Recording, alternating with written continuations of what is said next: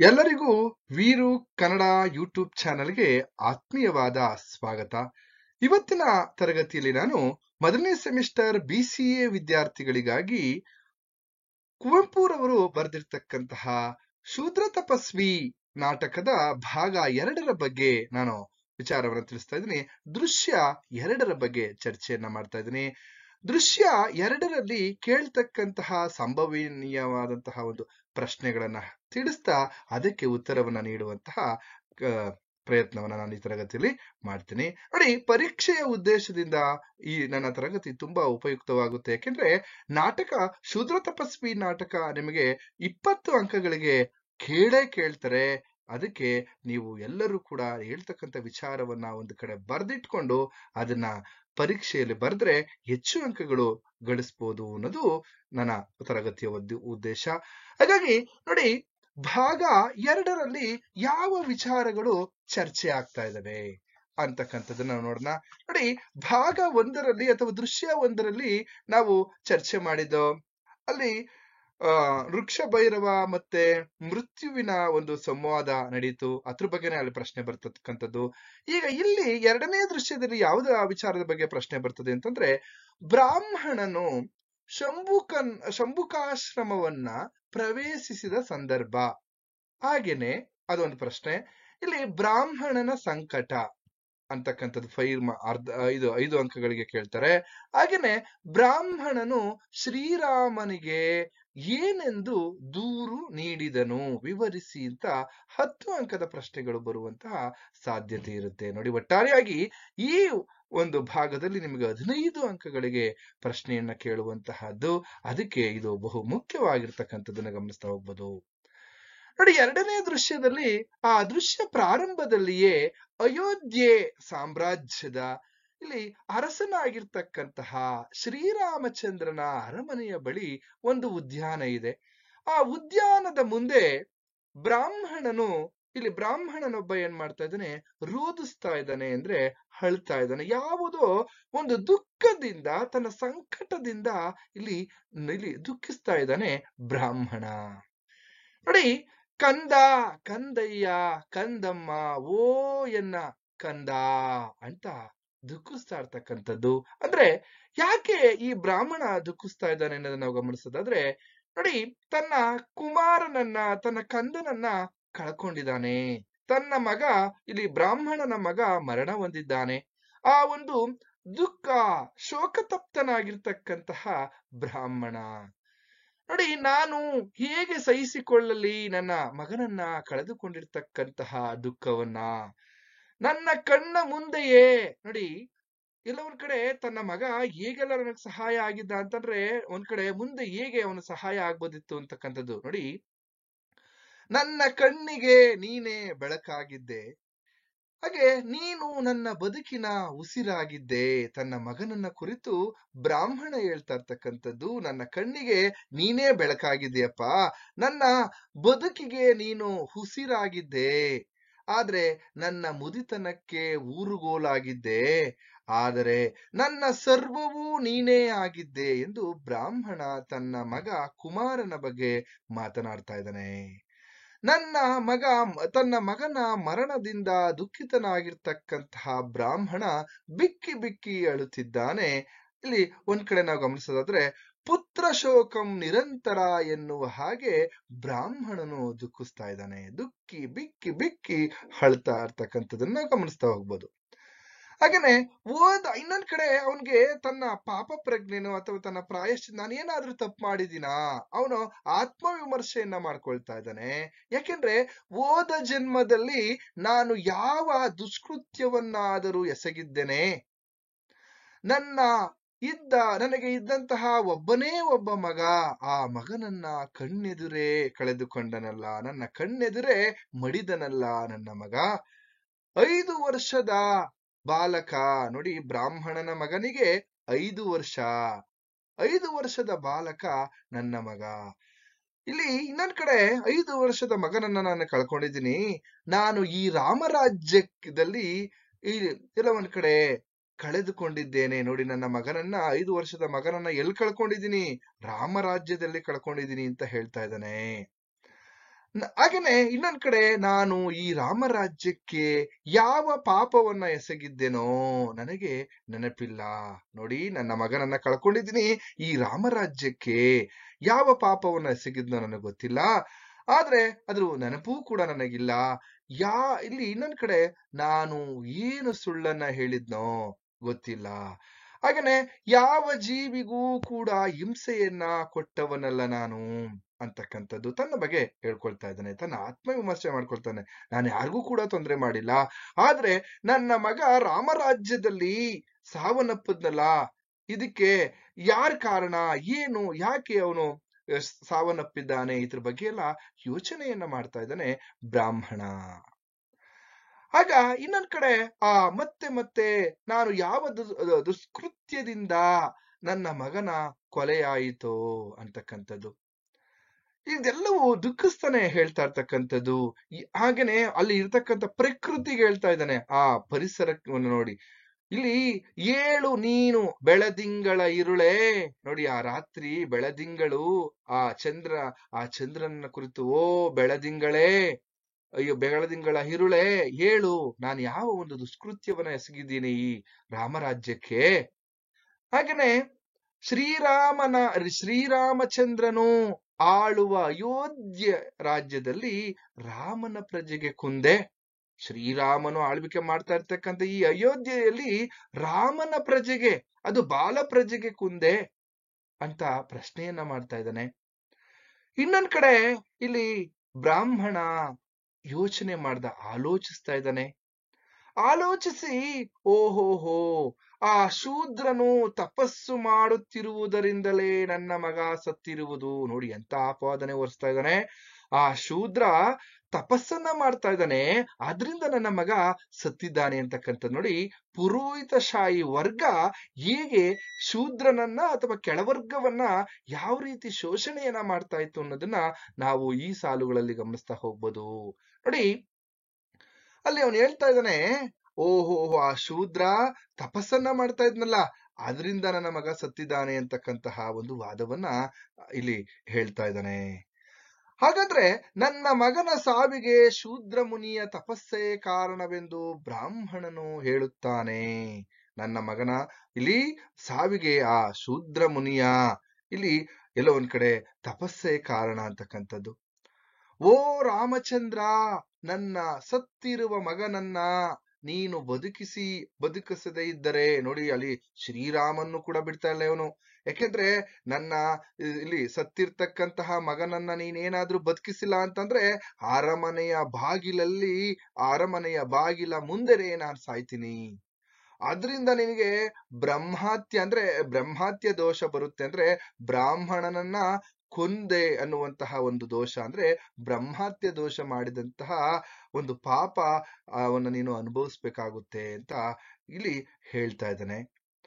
ಗಟ್ಟಿಯಾಗಿ ಹೇಳ್ತಾ ಇದ್ದಾನೆ. ನೋಡಿ, ಮತ್ತೆ ಆಕಾಶವೇ ನೀನೇ ಸಾಕ್ಷಿ, ನಾನು ಸತ್ರೆ ನೀವೆಲ್ಲರೂ ಕೂಡ ಸಾಕ್ಷಿ, ಹಾಗೆ ಓ ಅಯೋಧ್ಯೆಯೇ ನೀನು ಸಾಕ್ಷಿ ಎಂದು ಬ್ರಾಹ್ಮಣ ಇಲ್ಲಿ ರೋಧಿಸ್ತಾ ಇದ್ದಾನೆ.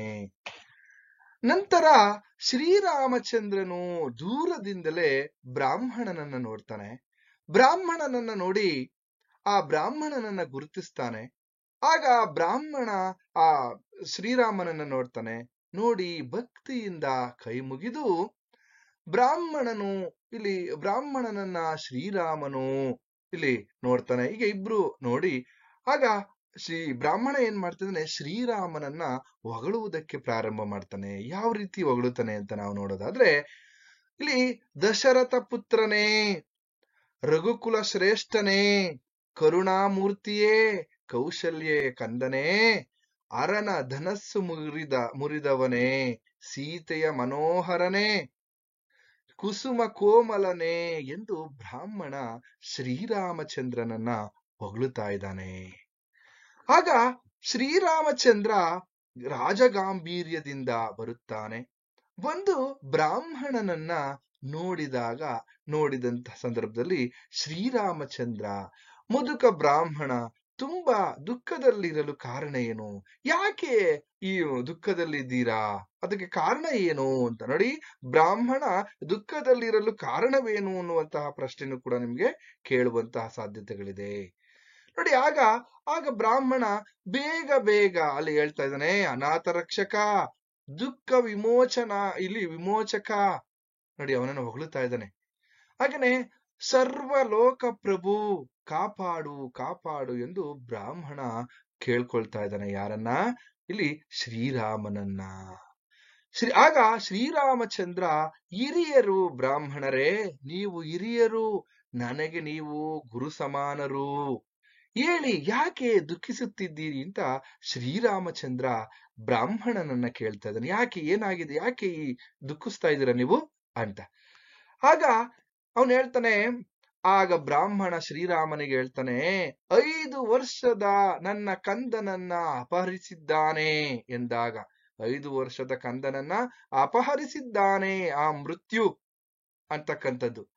ಹಾಗೇನೆ ಇನ್ನೊಂದ್ ಕಡೆ ಅಪಹರಿಸಿದ್ದಾನೆ ಅಂತ ಹೇಳಿದಂತ ಸಂದರ್ಭದಲ್ಲಿ ಈ ರಾಮನಿಗೆ ಆಶ್ಚರ್ಯ ಆಗ್ಬಿಡ್ತದೆ.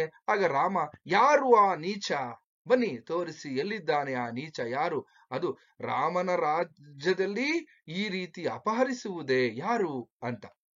ಅದು ಅಪ್ರಾಪ್ತ ಬಾಲಕನನ್ನ ಅಂತಕ್ಕಂಥದ್ದು. ಈ ರಾಮ ಈ ರೀತಿ ಪ್ರಶ್ನೆಯನ್ನ ಮಾಡಿದಾಗ, ನೀವು ನನ್ನ ಜೊತೆ ಬಂದರೆ, ಬ್ರಾಹ್ಮಣ ಹೇಳ್ತಾನೆ, ನೀವು ನನ್ನ ಜೊತೆ ಬಂದರೆ ಆ ಸ್ಥಳವನ್ನ, ಆ ವ್ಯಕ್ತಿಯನ್ನ, ನನ್ನ ಕುಮಾರನ ಹೆಣವನ್ನ ನಾನು ತೋರಿಸುತ್ತೇನೆ ಅಂತ ಬ್ರಾಹ್ಮಣ ಶ್ರೀರಾಮನಿಗೆ ಹೇಳ್ತಾನೆ. ಹಾಗೆ ಹೇಳ್ದಂತ ಸಂದರ್ಭದಲ್ಲಿ, ನಿನ್ನ ಕಂದನ ಪ್ರಾಣವನ್ನ, ಇಲ್ಲಿ ಎಲ್ಲ ಒಂದ್ ಕಡೆ ಅವನು ಹೇಳ್ತಾ ಇದ್ದಾನೆ, ಬೇಡ್ಕೊಳ್ತಾ ಇದ್ದಾನೆ, ನನ್ನ ಕಂದನ ಪ್ರಾಣವನ್ನ ಉಳಿಸಿಕೊಡು ನನಗೆ ಎಂದು ಬೇಡ್ಕೊಳ್ತಾ ಇದ್ದಾನೆ. ಆಗ ಶ್ರೀರಾಮ ಹೇಳ್ತಾನೆ, ಹೇಗೆ ಈ ಸಾವು ಸಂಭವಿಸಿತು, ಹೇಗಾಯ್ತು ಈ ಸಾವು ಅಂದಾಗ ಕೇಳಿದಂತ ಸಂದರ್ಭದಲ್ಲಿ ಅವನು ಹೇಳ್ತಾನೆ, ಆ ಬ್ರಾಹ್ಮಣ, ನಾವು ಇಲ್ಲಿ ಶಂಭುಕಾಶ್ರಮದ ವನಕ್ಕೆ ನಾವೇನ್ ಮಾಡಿದ್ವಪ್ಪ ಅಂದ್ರೆ, ಶಂಭುಕ ಆಶ್ರಮದ ವನಕ್ಕೆ ಅಥವಾ ಆ ಬನಕ್ಕೆ ಅಥವಾ ಕಾಡಿಗೆ ಬೆಳಗ್ಗೆ ಪೂಜೆ ಕೈಂಕರ್ಯಕ್ಕೆ, ಅಂದ್ರೆ ದೇವರ ಅರ್ಚನೆಗೆ ಅಥವಾ ದೇವರ ಪೂಜೆಗೆಂದು ಹೂ ತರಲು ನಾನು ಮತ್ತೆ ನನ್ನ ಮಗ ಬನಕ್ಕೆ, ಶಂಭುಕಾಶ್ರಮದ ಬನಕ್ಕೆ ಹೋಗಿದ್ದೋ, ಆ ಕಾಡು ಹೋಗಿದ್ದೋ ಅಂತ. ಆಗ ಈ ಸಾವು ಸಂಭವಿಸಿತು ಅಂತಕ್ಕಂಥದ್ದು. ಆ ಕಾಡಿನ ಹೆಸರನ್ನ ಶಂಭುಕ ಆಶ್ರಮ ಅಂತ ಕರೀತಾರೆ. ಈ ಬನದಲ್ಲಿ ಶೂದ್ರನು ಶಂಭುಕ ಎಂಬ ಹೆಸರಿನ ಋಷಿವೇಷಧಾರಿ, ಈ ಶಂಭುಕ ಅಂತಕ್ಕಂತಹ ಹೆಸರಿನ ಋಷಿವೇಷಧಾರಿ ವೈದಿಕ ಸಂಪ್ರದಾಯವನ್ನ ಮೀರಿದವನು ಇಲ್ಲಿ ತಪಸ್ಸನ್ನ ಮಾಡ್ತಾ ಇದ್ದಾನೆ. ವೈದಿಕ ಸಂಪ್ರದಾಯವನ್ನ ಮೀರಿ ಇಲ್ಲೊಬ್ಬ ಶೂದ್ರ ಏನ್ ಮಾಡ್ತಾ ಇದ್ದಾನೆ, ಋಷಿವೇಷವನ್ನ ಹಾಕಿಕೊಂಡು ತಪಸ್ಸನ್ನ ಮಾಡ್ತಾ ಇದ್ದಾನೆ ಅಂತ ಹೇಳ್ತಾನೆ.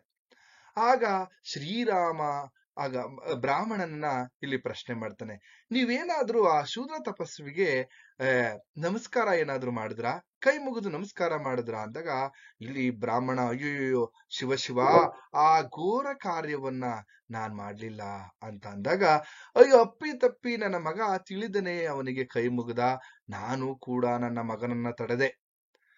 ಆಗ ಇದನ್ನೆಲ್ಲ ಕೇಳ್ದಂತಹ ಶ್ರೀರಾಮ, ಆಗ ಅವ್ರು ಹೇಳ್ತಾರೆ, ಓಹೋ, ಎಷ್ಟೇ ಆದರೂ ನೀವು ವ್ಯಂಗ್ಯವಾಗಿ, ಇಲ್ಲಿ ಶ್ರೀರಾಮ ಹೇಳ್ತಕ್ಕಂಥದ್ದು, ಎಷ್ಟೇ ಆದರೂ ನೀವು ವೇದ ಮೂರ್ತಿಗಳಲ್ಲವೇ ಅಂತ. ಆಗ ಬ್ರಾಹ್ಮಣ ಮತ್ತೆ ಶ್ರೀರಾಮನ ಜೊತೆ ಇಲ್ಲಿ ಸಂವಾದವನ್ನ ಮಾಡ್ತಾರೆ.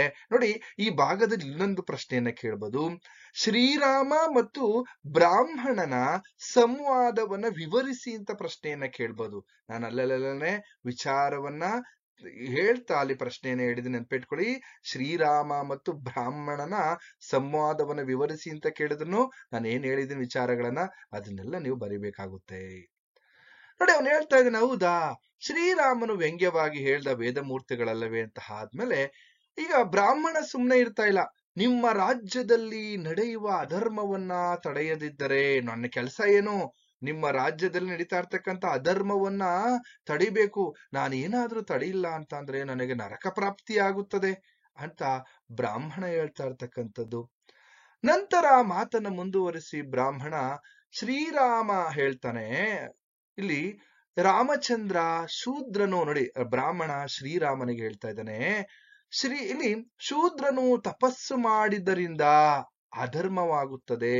ಶ್ರೀರಾಮನ್ಗೆ ಹೇಳ್ತಾ ಇದ್ದಾನೆ ಬ್ರಾಹ್ಮಣ, ನೋಡಿ ಶೂದ್ರನು ಸಂಬುಕಾವನದಲ್ಲಿ ಏನ್ ಮಾಡ್ತಾ ಇದ್ದಾನಪ್ಪ ಅಂತಂದ್ರೆ ಇಲ್ಲಿ ತಪಸ್ಸನ್ನ ಮಾಡ್ತಾ ಇದ್ದಾನೆ, ಅದರಿಂದ ಅಯೋಧ್ಯೆ ರಾಜ್ಯಕ್ಕೆ ಅಧರ್ಮ ಅಂತಕ್ಕಂತ ಒಂದು ಮಾತನ್ನ ಹೇಳ್ತಾನೆ. ಈ ರೀತಿ ದೂರ್ತಾ ಇದ್ದಾನೆ, ದೂರನ್ನ ನೀಡ್ತಾ ಇರ್ತಕ್ಕಂಥದ್ದು. ಹಾಗೇನೆ ಎಲ್ಲೋ ಇನ್ನೊಂದ್ ಕಡೆ ಏನ್ ಹೇಳ್ತಾನೆ, ತನ್ನ ಮಗನ ಸಾವಿಗೆ ಆ ಶೂದ್ರ ತಪಸ್ವಿಯೇ ಕಾರಣ ಅಂತಕ್ಕಂತಹ ದೂರನ್ನ ನೀಡಿರ್ತಕ್ಕಂಥದ್ದು. ಇಲ್ಲಿ ಅವನು ತಪಸ್ಸು ಮಾಡ್ತಾ ಇರ್ತಕ್ಕಂಥದ್ದು ಒಂದು ಕಡೆ ಅಯೋಧ್ಯೆಗೆ ಅಧರ್ಮ ಅಂತಕ್ಕಂಥ ವಿಚಾರಗಳನ್ನ ಹೇಳ್ತಾ ಇದ್ದಾನೆ. ಇಷ್ಟೆಲ್ಲ ಆದ್ಮೇಲೆ ಅಷ್ಟೇ ಅಲ್ಲದೆ ಇಲ್ಲಿ ವರ್ಣ ವ್ಯವಸ್ಥೆ, ವರ್ಣಾಶ್ರಮದ ವ್ಯವಸ್ಥೆಯ ಧರ್ಮ ಉಲ್ಲಂಘನೆ ಆಗುತ್ತಿದೆ. ಇಲ್ಲಿ ವರ್ಣಾಶ್ರಮ ವ್ಯವಸ್ಥೆಯ ಧರ್ಮ ಉಲ್ಲಂಘನೆ ಆಗ್ತಾ ಇದೆ ನಿನ್ನ ರಾಜ್ಯದಲ್ಲಿ. ಹಾಗೇನೆ ಅವನ ತಪಸ್ಸಿನಿಂದ ನಿಮ್ಮ ರಾಜ್ಯದ ಬಾಲಪ್ರಜೆಯೊಬ್ಬ ಸಾವಿಗೀಡಾಗಿದ್ದಾನೆ. ಇಷ್ಟೆಲ್ಲಾ ಅನಾಹುತಗಳು ನಡೀತಾ ಇದೆಯವಪ್ಪ ನಿನ್ನ ರಾಜ್ಯದಲ್ಲಿ ಶ್ರೀರಾಮಚಂದ್ರ ಅಂತ ಬ್ರಾಹ್ಮಣ ಹೇಳ್ತಾ ಇದ್ದಾನೆ. ಸರಿ, ಹಾಗೇನೆ ಬ್ರಾಹ್ಮಣ ಅಷ್ಟಕ್ಕೆ ಸುಮ್ಮನಾಗ್ಲಿಲ್ಲ. ಈ ತಪಸ್ವಿ ಮುಂದೆ ಯಾವ ಮಹತ್ ಕಾರ್ಯವನ್ನ ಮಾಡುವನೋ ನೋಡಿ, ಶೂದ್ರ ತಪಸ್ವಿಯ ಮೇಲೆ ಎಲ್ಲೋ ಒಂದ್ ಕಡೆ ಇವನಿಗೆ ಭಯದ ವಾತಾವರಣವನ್ನು ಕೂಡ ಉಟ್ಕೊಂಡಿದೆ. ಇನ್ನು ಮುಂದೆ ಇವನು ಯಾವ ಮಹತ್ ಕಾರ್ಯವನ್ನ ಮಾಡ್ತಾನೋ, ಅಷ್ಟೇ ಅಲ್ಲದೆ ಯಾವ ಶಾಸ್ತ್ರವನ್ನ ಇವನು ಕಲಿಯುತ್ತಾನೋ, ಹಾಗೇನೆ ಯಾವ ಕವಿತೆ ಕಾವ್ಯಗಳನ್ನ ಇವನು ಕಟ್ಟುವನೋ, ಇವನ ತಪಸ್ಸಿನಿಂದ ಇವನು ಹೀಗೆ ತಪಸ್ಸು ಮಾಡುವುದರಿಂದ ಯಾವ ಸಿದ್ಧಿಯನ್ನ ಪಡೆಯುತ್ತಾನೋ ಅಥವಾ ಪಡೆಯುವನೋ ಎಂದು ಶ್ರೀರಾಮನಿಗೆ ಬ್ರಾಹ್ಮಣ ಹೇಳ್ತಾನೆ. ಆಗ ಶ್ರೀರಾಮಚಂದ್ರ ಇವನ ಮಾತುಗಳನ್ನೆಲ್ಲ ಆಲೋಚಿಸಿ ಒಂದು ನಿರ್ಧಾರಕ್ಕೆ ಬರ್ತಾರೆ. ಬ್ರಾಹ್ಮಣರೇ, ಶಂಭುಕವನವನ್ನ ನನಗೆ ತೋರಿಸಿ, ಶಂಭುಕಾವನವನ್ನ ನನಗೆ ತೋರಿಸಿ ಅಂತ ಹೇಳ್ತಕ್ಕಂಥದ್ದು. ಶ್ರೀರಾಮನ ರಾಜ್ಯ ಅಧರ್ಮವೆನ್ನುವ ಇಲ್ಲಿ ಎನ್ನುತ್ತಾ, ಹಾಗಾದ್ರೆ ಶ್ರೀರಾಮನ ರಾಜ್ಯದಲ್ಲಿ ಯಾವುದೇ ಅಧರ್ಮವು ನಡೆಯುವುದಕ್ಕೆ ನಾನು ಬಿಡುವುದಿಲ್ಲ, ಬನ್ನಿ ಆ ಒಂದು ಆಶ್ರಮವನ್ನ ತೋರಿಸಿ ಅಥವಾ ಆ ಶಂಭುಕಾವನವನ್ನ ತೋರಿಸಿ ಅಂತ ಇಲ್ಲಿ ಬ್ರಾಹ್ಮಣನನ್ನ ಇಲ್ಲಿ ಶ್ರೀರಾಮ ಕೇಳ್ತಾ ಇರ್ತಕ್ಕಂಥದ್ದು. ಆಗ ಬ್ರಾಹ್ಮಣ ಆಯ್ತು ಅಂತ ಹೇಳಿ ಶ್ರೀರಾಮನು ಪುಷ್ಪಕ ವಿಮಾನವನ್ನ ಹೇರಿ ಇಲ್ಲಿ ಶಂಭುಕಾಶ್ರಮಕ್ಕೆ ಬರುತ್ತಾನೆ ಅನ್ನೋದು ಇದು ದೃಶ್ಯ 2ರಲ್ಲಿ ಇರ್ತಕ್ಕಂತಹ ವಿಚಾರ. ನೋಡಿ, ಇನ್ನೂ ಕೂಡ ನನ್ನ ಚಾನೆಲ್ ಅನ್ನ ಸಬ್ಸ್ಕ್ರೈಬ್ ಮಾಡ್ಕೊಂಡಿಲ್ಲ ಅಂದ್ರೆ ಸಬ್ಸ್ಕ್ರೈಬ್ ಮಾಡ್ಕೊಳ್ಳಿ, ಹಾಗೆ ನಿಮ್ಮ ಸ್ನೇಹಿತರಿಗೂ ಕೂಡ ಶೇರ್ ಮಾಡಿ ಅಂತ ಹೇಳ್ತಾ ಇಲ್ಲಿಗೆ ಈ ಒಂದು ನಾಟಕ ಭಾಗವನ್ನ ಮುಗಿಸ್ತಾ ಇದ್ದೀನಿ. ಎಲ್ಲರಿಗೂ ಶುಭವಾಗ್ಲಿ.